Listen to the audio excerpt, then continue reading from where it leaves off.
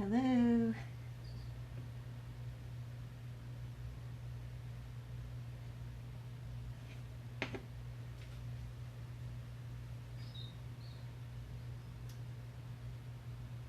Hi, Eleanor, asking how's the smoke today? Smoke has been pretty terrible today, right up until about an hour ago when we had a nice little pocket of breathable air. But I don't expect it to last long because I've been looking at the maps of the Bay Area right now and all the smoke, and we are completely surrounded by really, really nasty, unbreathable stuff currently.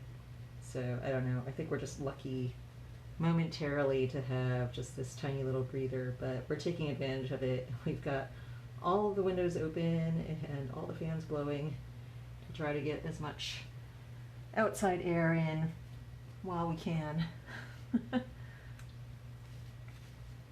Hi everyone. I've got a new painting I'm working on today. I'm actually kind of excited about this. It's kind of the first imaginative piece, and I'm using that to differentiate from my botanical and other kinds of works, but first imaginative style piece that I've been doing in a long while. It's kind of large, so I can't really get all of it in the frame there at once, but that gives you a bit of a peek. And there's a lot of hummingbirds in this painting.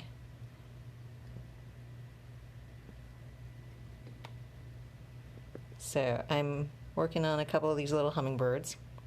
For a little bit, I wasn't quite sure what color I wanted to make them, but I think I've decided to use this teal blue that I'm so fond of. At first I was going to make them Anna's hummingbirds, which are the ones that I have locally around here and that I usually paint. Those are the ones with green backs and heads and a little ruby chest. But I think that this is going to work better. This color scheme, color feathering of the hummingbirds will work better for the overall scheme of the rest of this piece, which I'm not really decided about yet either. A lot of this is still up in the air at the moment because, as I said, it's just a brand new piece. And I was going to maybe work on the feathered chest area for the woman here, but I think that doing these little hummingbirds might be more interesting for you to watch because the feathers on her gown are just going to be extremely repetitive and it's going to take a while. It's probably going to take several hours just to do that, and it would be all the same thing over and over again with lots and lots of little feathers. Yeah, this is the pencil drawing. Mukta is asking. Yes, this is a pencil drawing that I've done on hot press watercolor paper, and I've just started painting on it. And just diving into the foreground element like this is not something I would normally do because it will make, well, usually it makes doing background stuff very tricky to make it all nice and smooth around the foreground elements. But in this case I can, because the area that I'm working on here with these birds, it's kind of tucked into towards her face, and there's just a lot of finicky little details here anyway, so it's not like I'm going to be doing broad smooth washes in this zone. So that lets me do some of the foreground elements then without having to worry too much about how I'm going to integrate the background later, because I can do it still fairly easily. And this came from a sketch that I did a few days ago. It passed through my Instagram stories here briefly a few days ago, maybe. You might have seen it. But that's the sketch, the thumbnail for the full painting. Oh, Wea Kind Designs is asking what kind of hummingbirds they are. They are some kind of fantasy hummingbird that I am creating. They are nothing specific, but I was saying that I was originally planning to make them the coloration of Anna's hummingbirds, which are the local species that I usually do paint.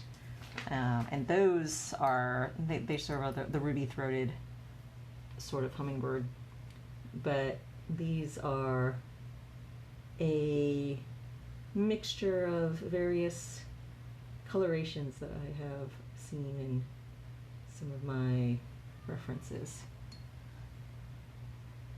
And I decided that I really wanted to have them this teal color. So therefore, they're going to be teal. That's what I love about doing fantasy art. I can do whatever I want for the colors, and I can let the colors be dictated by what the composition needs.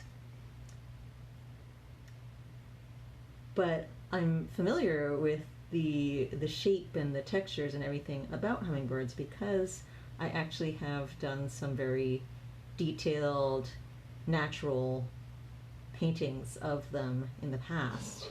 So just like the botanical work that I do, where I become familiar with the plants that I draw, and I become familiar with how certain species of plants are structured in a way where I can then play with them in my fantasy work. The same thing happens with these hummingbirds, because I've sort of studied them in various other contexts. I'm able to draw this whole scene of, I think there's 20 hummingbirds in here. And I did not use any reference for these guys. I just sort of drew them out of my head today. This sketch did take the majority of the day to accomplish, though, because it is a fairly detailed thing.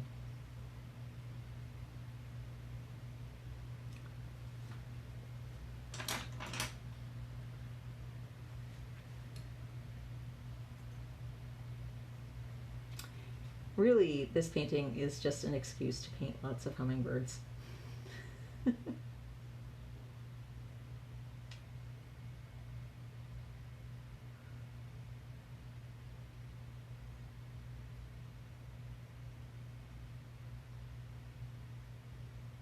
what's funny is that I have painted some really teeny tiny hummingbirds before in the past, and after doing that, it actually makes this seem quite large by comparison, even though these guys are only about an inch from head to tail.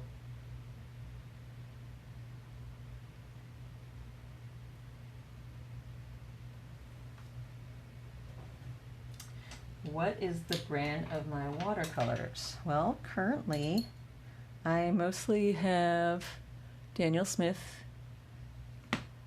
pigments in here, but there's a mixture actually. It's not all Daniel Smith. I do have some Renaissance, some Holbein, and some Winsor Newton. I believe those are the 4 different brands I have mixed in this palette. And this teal blue actually is none of those. This teal blue is, this one is Roman Sesmal Cobalt Teal.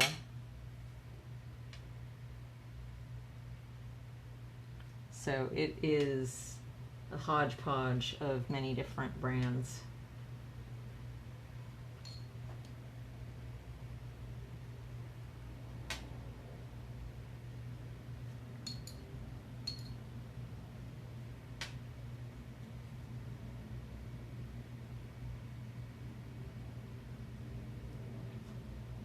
And I go back and forth between dry brushing very teeny tiny details and then doing a glaze of diluted color on top to smooth and blend things. What brushes do I use for my teeny tiny brushes? Mostly, let's see, for my really small brushes, this one is Rosemary and Company. And I also sometimes have Winsor Newton Series 7, and this is a really old one that I had sitting around. It's a Utrecht sable that I found in my drawers. I actually used to really like those, and they were fairly cheap, but sadly Utrecht is no longer. I think they actually got swallowed by Blick, and I do see Utrecht brand brushes, but a very, very small selection of them. So I don't know if they just got rid of most of the rest or what happened with that. Oh, I haven't seen them in ages. This was that brush, this one over here, was one that I bought probably 20 years ago.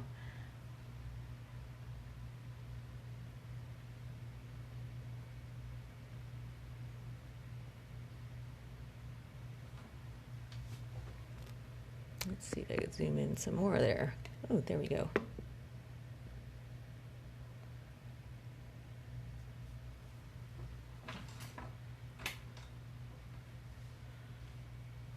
Ruben is Chinese. Zilango is asking, I'm not sure what you mean. Could you rephrase that maybe? I'm not sure what your question is.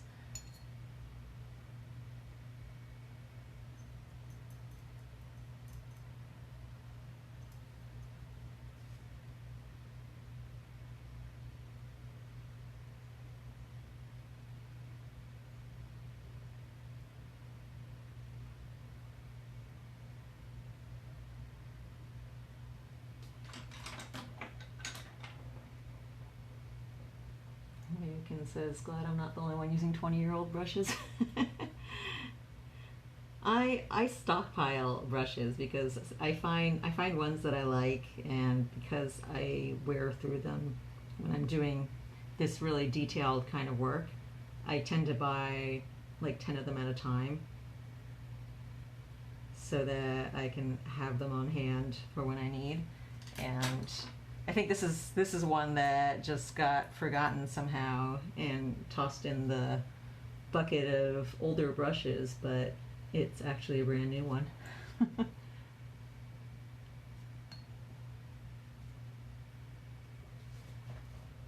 Oh, so sorry about that. I think this camera swirled around and got out of frame. Let me try positioning that again.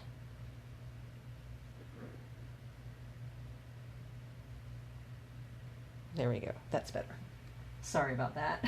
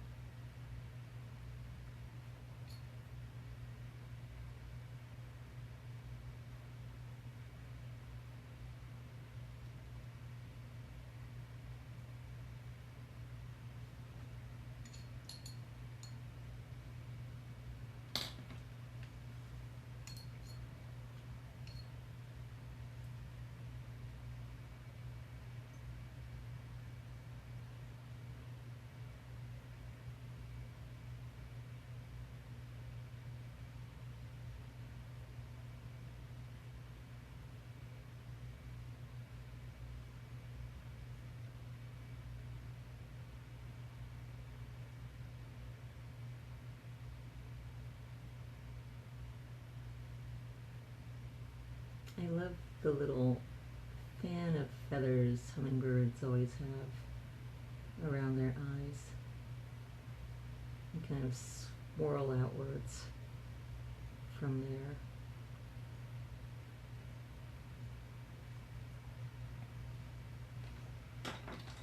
Dapper Fuzz says, I used to follow your work on DeviantArt ages ago, and I'm so happy to have found your stuff again. Well, thank you so much, Dapper Fuzz. I haven't posted on DeviantArt in ages. Too many places to post. I still have an account there. I just haven't really done anything with it in at least 3 years. if not much longer. Am I the same illustrator of the Shadowscapes Tarot? Yes, indeed I am.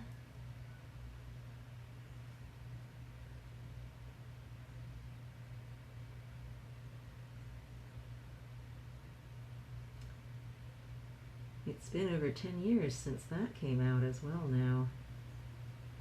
It's pretty crazy how fast that has gone for me. It doesn't feel like it was that long ago. I was working on the paintings for it, actually. Oh, that would have been 2004 was when I first started working on the paintings in the Shadowscapes Tarot.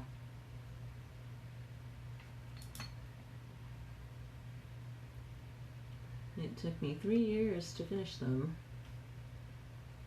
because that's 78 pieces of art.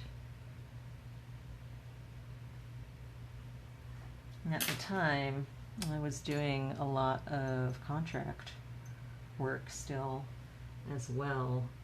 So it was kind of my personal side project that I did in between all the work for various game companies and book and magazine covers and things.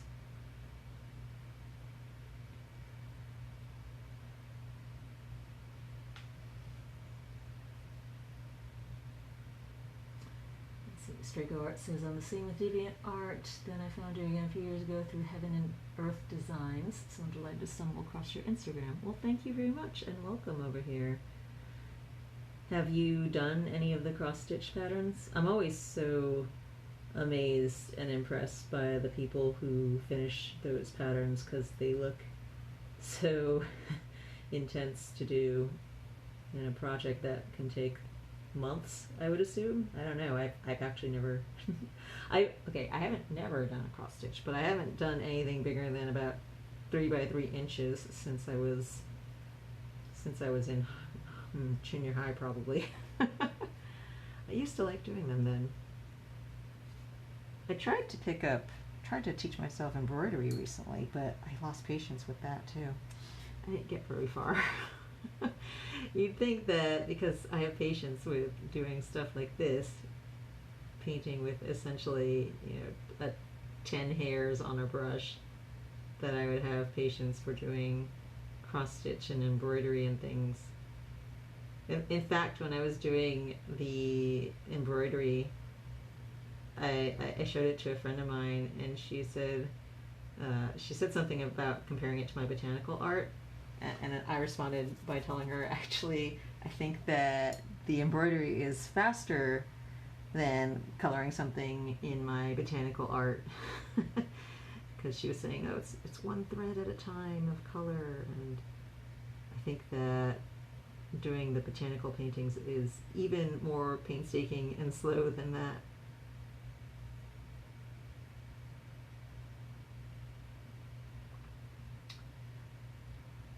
Shemayev says, I remember finding your pieces on Elfwood as a young kid and being utterly enchanted and have wanted to learn watercolors ever since and finally started this year. And that's fantastic. Yay.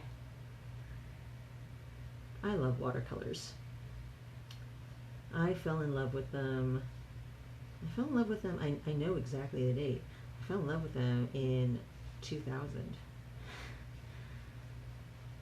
Because that was when I first picked them up as a serious medium, because one of the art directors that I really wanted to do work for said that they didn't accept digital artwork, which was primarily what I was doing at the time. And so I considered, he told me to send a portfolio again, and I considered doing a ton of acrylic work, which was mainly my traditional alternative at that point.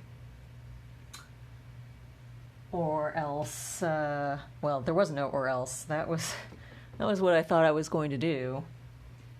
And then I picked up watercolor, and I just fell in love with the beautiful transparency and being able to layer things and the colors, and that was it.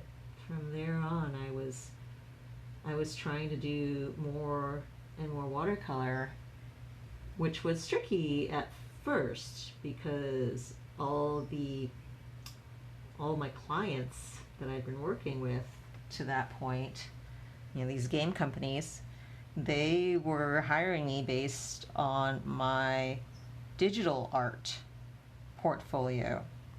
And I had not yet proven myself as a watercolorist yet in any published arena. And so it was a hard sell initially. So it meant having to take on my own concepts and my own projects. And so in a way, doing the Shadowscapes Tarot was part of that, because I had started by then really loving watercolor and doing a lot of it, but still not a whole lot of it in publication. And so I began working with watercolor for the tarot set, and those were viewed by a lot of people on DeviantArt, and DeviantArt was a really good outlet for me at that point in time. I was getting a lot of views there, and I became known gradually more for my watercolor work than my digital work. It transitioned. It took a few years before I was able to fully transition and do away with taking on any digital commissions at all, and instead only do watercolor, because at first when I started doing watercolors, like I said, people were not yet expecting it, so they wanted a digital work. And then I had to prove myself by having this portfolio of watercolor work, which included a lot of the work that I was doing for the Shadowscapes Tarot. And as a result, as I slowly transitioned more and more to watercolor, and I began to do jobs with watercolor, the new clients that were coming to me began to ask me for that medium instead. And I remember there was one art director. I really wanted to do something digital specifically for this one project with him, and I did a digital piece for it, and he's like, I want the watercolor stuff. And so I redid it for him with watercolor. But yeah, that was kind of the turning point where I had finally moved from being primarily a digital artist, where people were expecting that, to being primarily a watercolor artist, where people wanted that instead. And what's sort of ironic, though, is that the rest of the industry then proceeded to switch over, not entirely, but primarily into digital, because it's just an easier thing to deal with when you're talking about publications and editing and changing things on the fly and all of that. And for some artists, but not all, it can be a faster medium. For me, it was faster. Not all. Some people actually will take longer with digital work. But yeah, that was how I came to be returning to a traditional medium, while the majority of the people around me were going the opposite direction.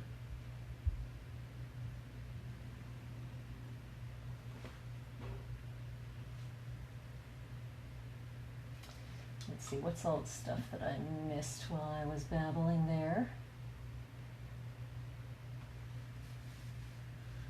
What would I say are the best platforms to get promoted on when watercolor artist? I don't think there's any particular platform that is better or worse for watercolor as a medium. I think it's just all about what you're creating and being authentic about what you create. I think that thinking too much about the platforms and about the audience is to the detriment of creating good art, and also to the detriment of even gaining that audience.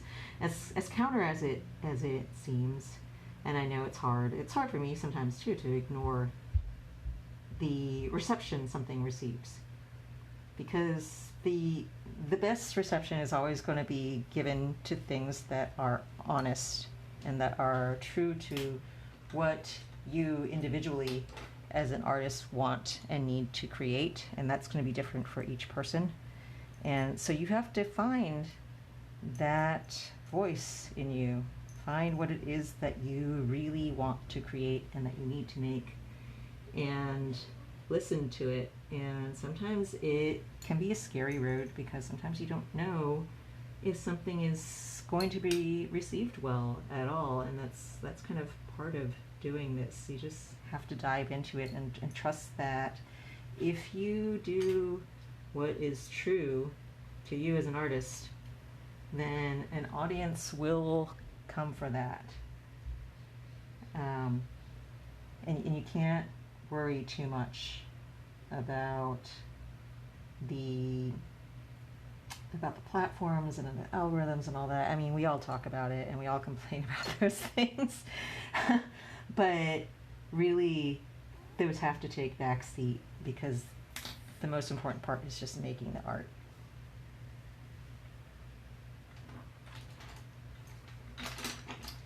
Draco Art says, I can't seem to get behind digital. I have tried, but I just think I miss the feeling of a physical medium. I agree. I mean, once I started doing watercolor, that was kind of the big thing for me that was part of my switch, because I just love the tactile aspect, the randomness that even though digital has really developed over the years and become something where there is some semblance of randomness, I still don't feel that it fully captures the full range of the random element that you can get when you are painting with a real medium. There are ways to simulate it, but it has never felt quite the same to me. And then also, as you say, the finished tactile piece, just having something in your hands afterwards is just so satisfying, and I miss that when I do anything digitally. Even if it's as small as a line work thing, I miss the fact that I don't have an ink drawing then at the end.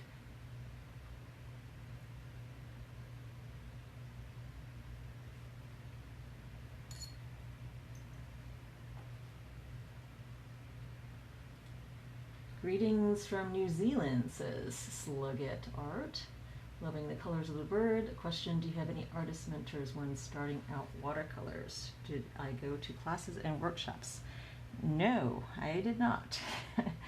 I got, it's always kind of a tricky thing for me to answer because I do have an actual art degree, but it is nothing like any of this art that I do now. And in fact, any professor from that time or any instructor from that time would probably absolutely hate everything I do these days because it was a very abstract expressionism type of program, and I didn't go there for the art. I went there for the computer science, and the art just happened to happen because I needed to do art. So that's always kind of the tricky part with answering this, because I do actually have that background, but I don't really consider it for the most part relevant to the work that I do now, or any of the things that I learned there. I mean, if anything, what I learned there was to appreciate randomness and to appreciate chaos, and rather than anything technical, because in fact technical prowess was sort of frowned upon. And so I wasn't allowed to use watercolor either, so this was something that I picked up on my own afterwards. And so yeah, so I picked up all this stuff on my own, just playing with things after I took those classes.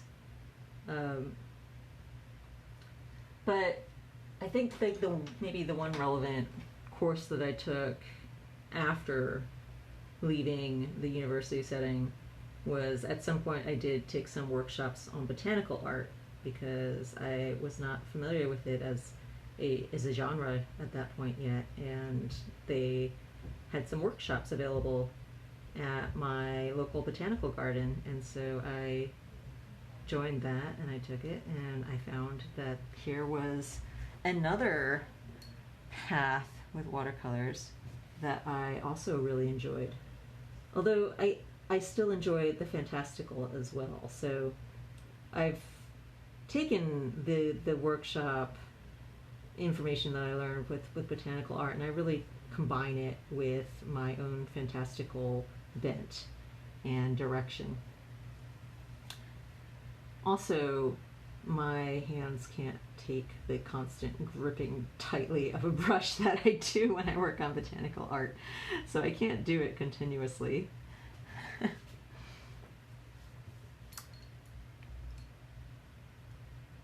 But aside from that, I would say that all the watercolor and color theory and everything else that I do is pretty much self-taught from observation and just, you know, viewing the things around me that move me in the world of nature for the most part. A lot of my inspiration comes from the natural elements in the world.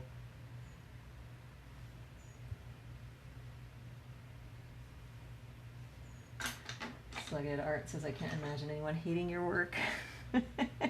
It's just that it was a very different expectation for what constitutes art within that environment, because it was mostly for the abstract, and so anything that was representational, which means that anything that looked like something that you could recognize was frowned upon.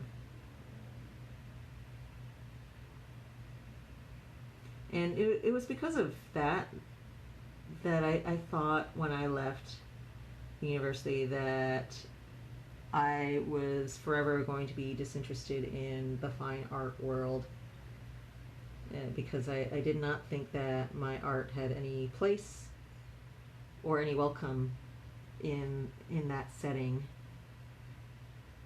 And so it was kind of surprising to me when maybe 7 years ago I got approached by some galleries, and I realized that while I had still been thinking that I was not ever to be a part of a fine art type of world, that things had sort of shifted in the intervening 15 years or so, and that people were looking for different type of art to hang on their walls at this point, and the things that I had been exposed to and learning in those courses, which were very rooted in the 60s, the 1960s mentality, those things had changed now, and that there was a new audience out there. And so it was kind of a strange realization for me.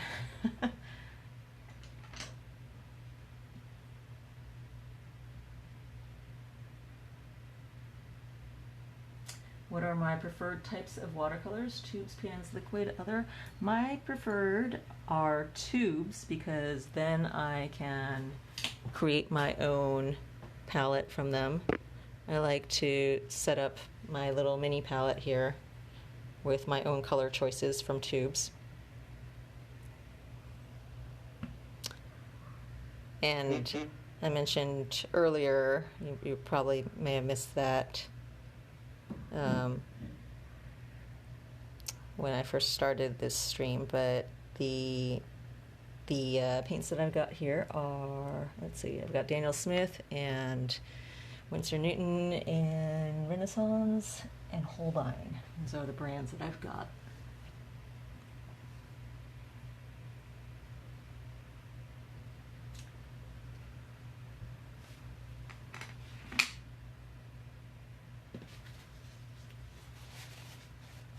The way I can design says my work was too illustrative. Yep, that's exactly what they say. That's what they said to me also, that my work was too illustrative. And this was even when I was trying my hardest to be completely non-illustrative. I really tried.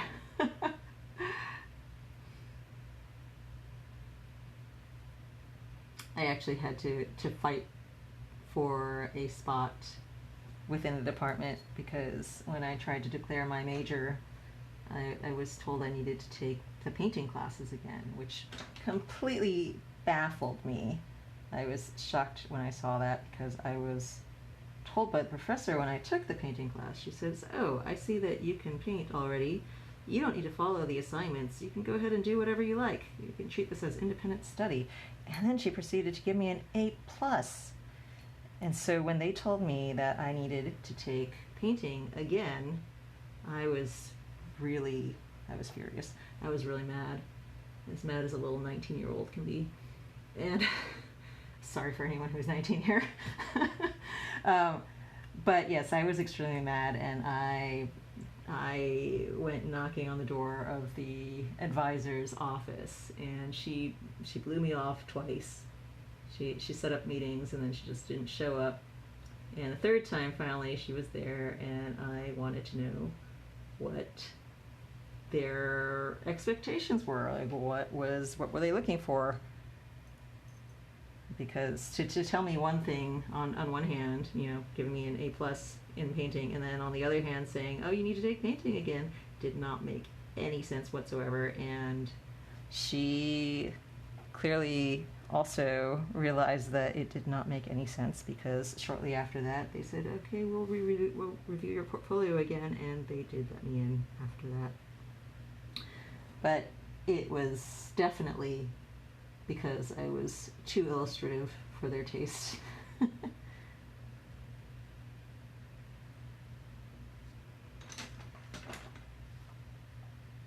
Can I recommend some essential watercolors that I love and couldn't live without?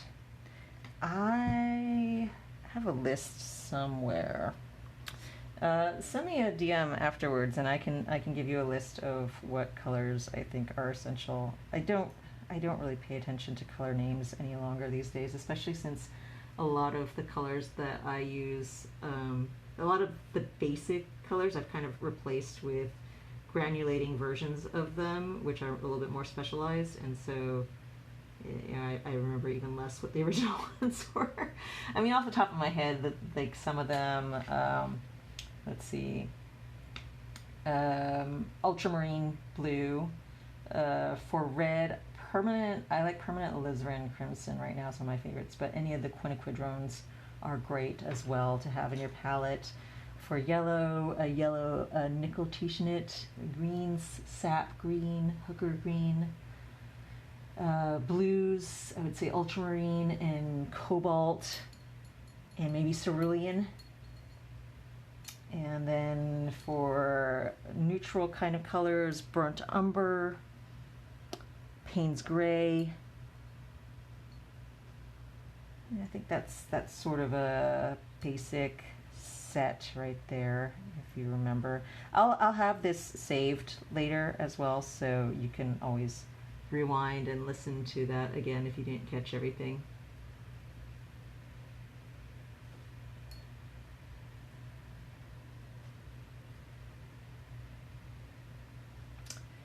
Draco Art says, "Wow, that's a small palette." Yep, it's called the mini palette.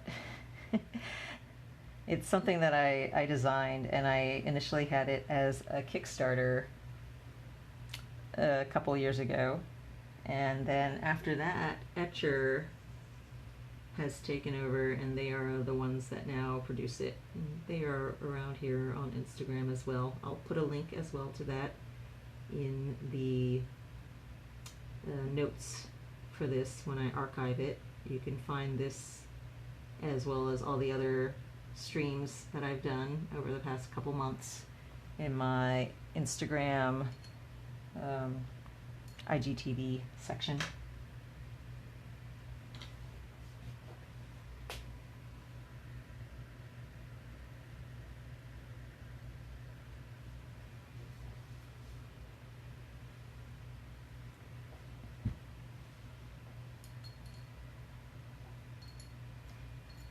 Yeah, I originally created it for myself because I wanted to have all my colors in one place and easily accessible for when I'm doing tiny little detail work like this, because I don't like to have to reach all the way across to a giant palette when I just need this tiny little touch of color, because I'm using these teeny brushes and working on very small areas of the painting. And I also wanted to have all my colors available to me when I was traveling, because I didn't want to bring a giant palette with me every time I went to a convention and might want to paint. And so this was this little travel palette that I made for myself, and eventually it kind of took off as a thing of its own.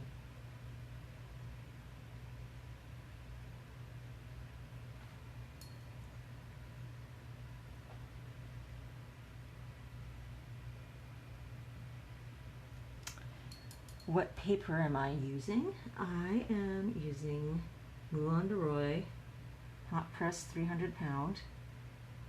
And I get asked that every time I do these streams, and I have to also warn you though that it is a currently discontinued line of paper, unfortunately.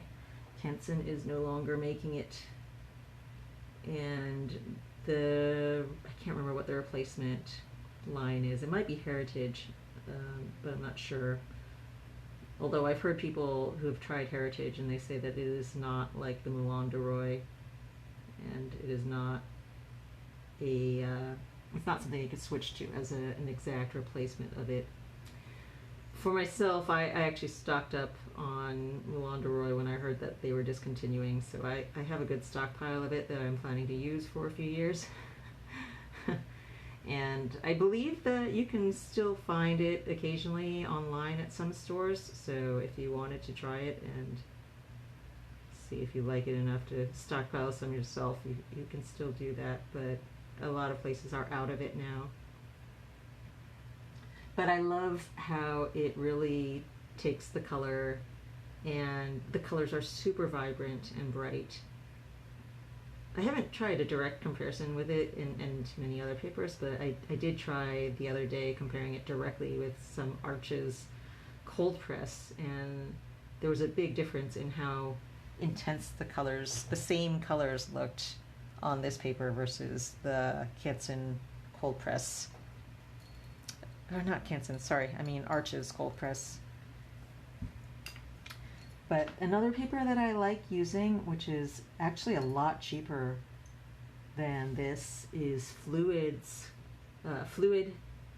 Cotton Hot Press. Unfortunately, Fluid does not make their hot press in 300 pound. That's my major complaint with that. They only make it up to 140 pound. But it's actually quite an affordable paper, and I like how it takes the colors as well, and it's also, I like the smooth texture of it. So that was one that I was using before I switched over to using this Moulin de Roy.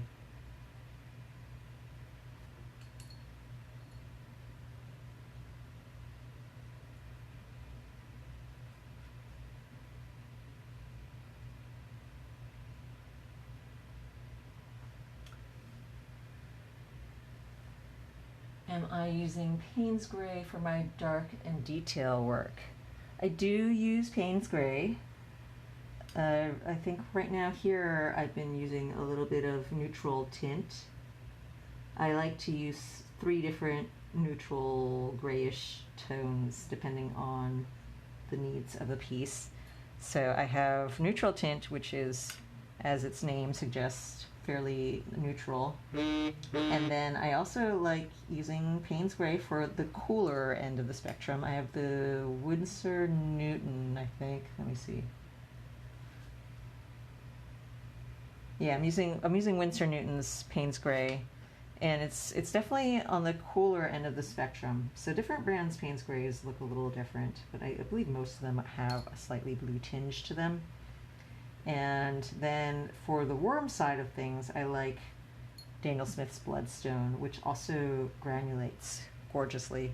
So it serves dual purpose for me, because I also use it to mix in with other colors and get some really good granulation texture happening.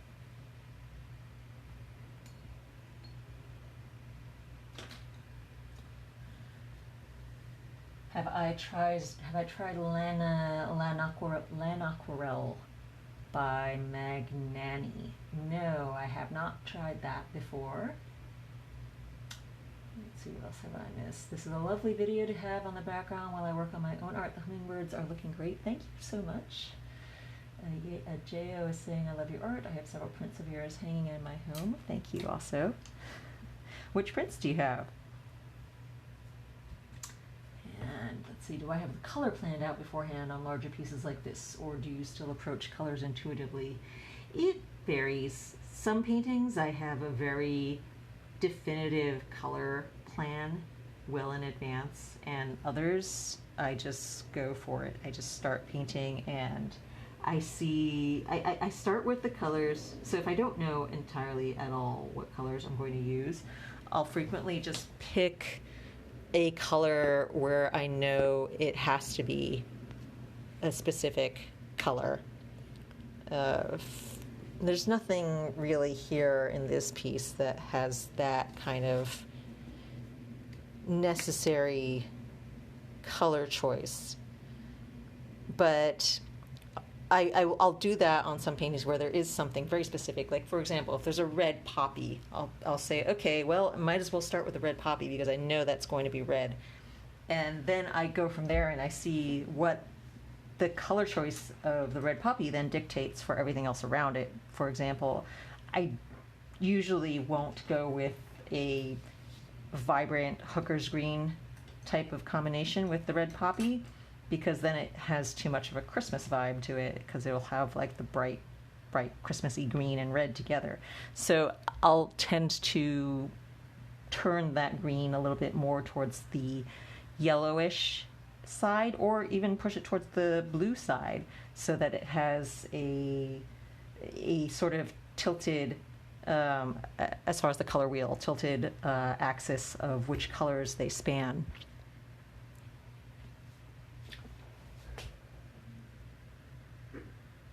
Let's see, what am I doing now?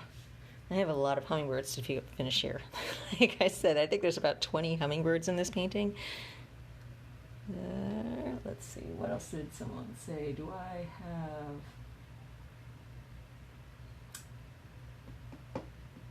hot press paper? Fluid has 400-pound cold press. Wow, I didn't know that, Eleanor. Thanks.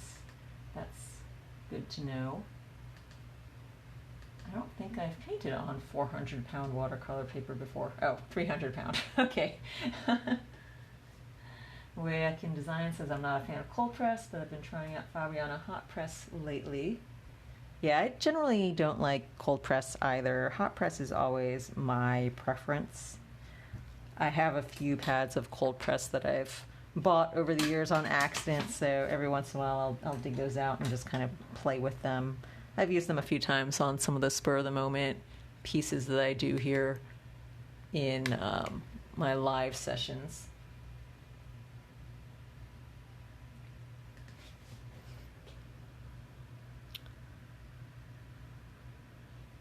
Drawing Down Lore says, your Shadowscapes Tarot is my favorite deck in my collection, the only one I read with. Thank you so much. I'm glad that it has meaning for you like that. Do I make prints from every single piece, or some are just original? No, I do not make prints from every single piece. Generally, pieces that are on the smaller side, I don't make prints of. I mostly do it for things that are at least the size of the print. So, 8.5 by 11 at a minimum. But I do a lot of painting.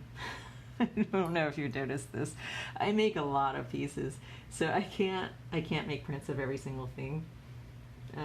So I do tend to save that for pieces that I think are a bit more popular, because it is hard to do small print runs of things. I don't have my own printer. I do still outsource for that.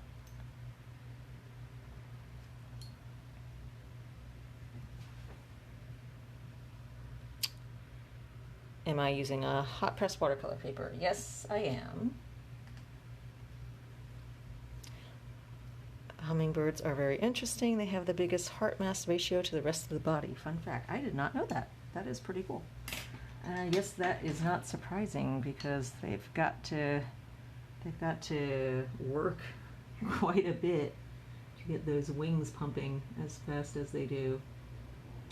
I have held a hummingbird one time because I was at my desk, and this was in a different studio at the time, but I was just sitting there, and suddenly this, I thought it was a huge moth, came flying into the room and up through the Venetian blinds that were hanging over the window in front of my desk. Scared me because it was loud and rattling all the blinds. And once I settled down and took a closer look, I realized, oh, it's a hummingbird. It had flown into my house and couldn't figure out how to get out. And he was trying to go out through the windows, going towards the light, and was unhappy to find that there's this glass there. And so I opened up all the blinds and then waited while the hummingbird flew out and flew up to the top near my ceiling somewhere on this little ledge. And he was really tired because he'd been beating against the windows and trying to get out. And I closed up all the shades and stuck a mat board in front of them all to cover up the light. And then because the hummingbird was so tired, I grabbed a towel and I was able to just wrap it around him and pick him up and carry him over to the window and let him out. But I could feel his little heart beating through the towel as I picked him up. My family, when I was a kid, we used to have a parrot. And so I had remembered that whenever we wanted to trim Milton's, that was his name, when we wanted to trim Milton's toenails, what we would do would be to wrap a towel over him, and he would become completely quiescent and let us trim his toenails quite easily. So that's why I got the towel for the hummingbird as well, and it worked just as well on the hummingbird.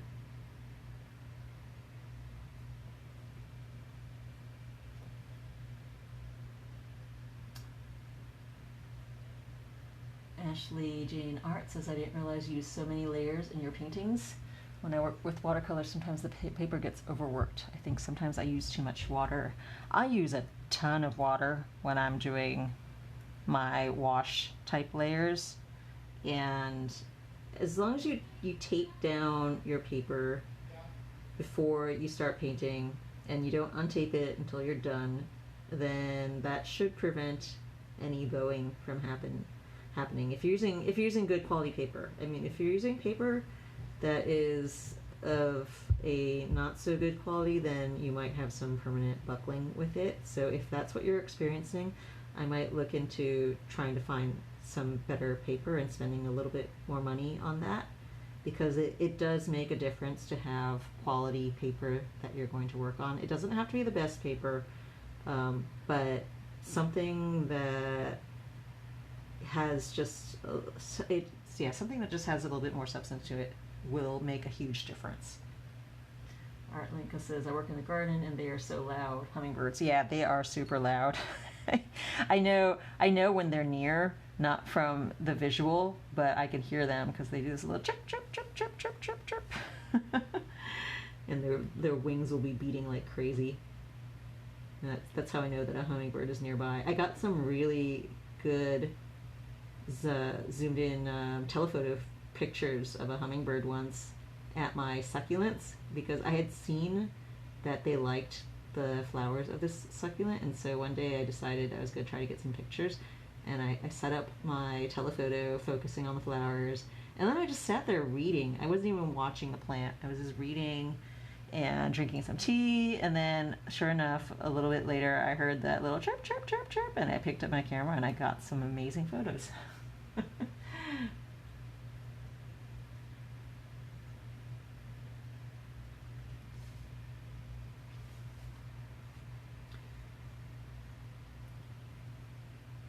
Art Lincoln says, it's so stressful when you don't know how to save some animal. Yeah, it is. I'm glad I knew what to do for the hummingbird at least, though.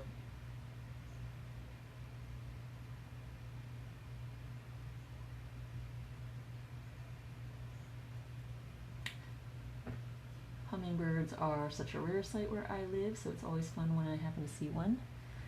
Yeah. We have them quite often here. It's Straco art. They're actually a very common sight for my garden, which I love.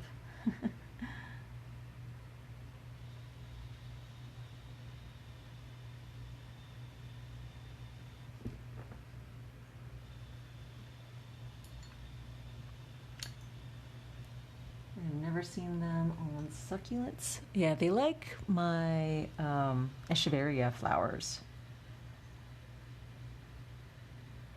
They don't bloom for long, and it's always a pain to keep all the aphids from the echeveria flowers as well, because aphids also love them, but when they are in bloom for that short period, it is kind of cool to see the hummingbirds come by and stick their little beaks into each of the flowers.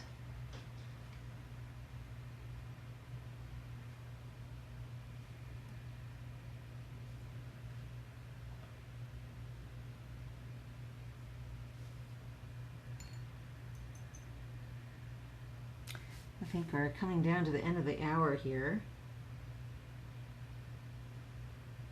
If anyone has any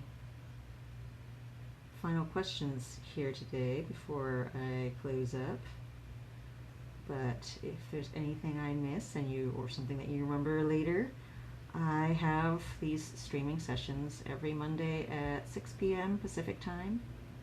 So if you liked this, then please join me again next week. I just usually work on whatever I've got on my drawing table. Sometimes it's a sketch, sometimes it's inking, sometimes it's painting, so it's always changing up. And I also do some more planned videos via my Patreon, so if that's something that you think you might be interested in, or you'd like to see more behind the scenes stuff.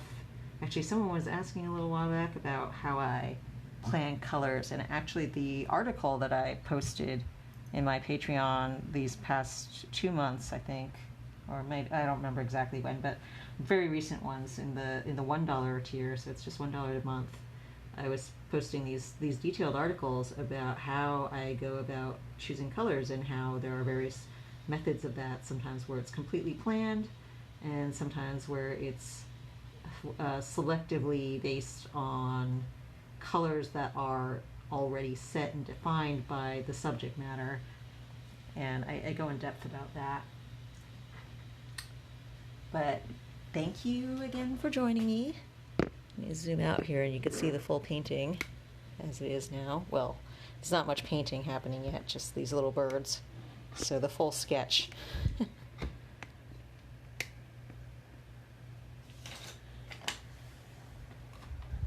There she is.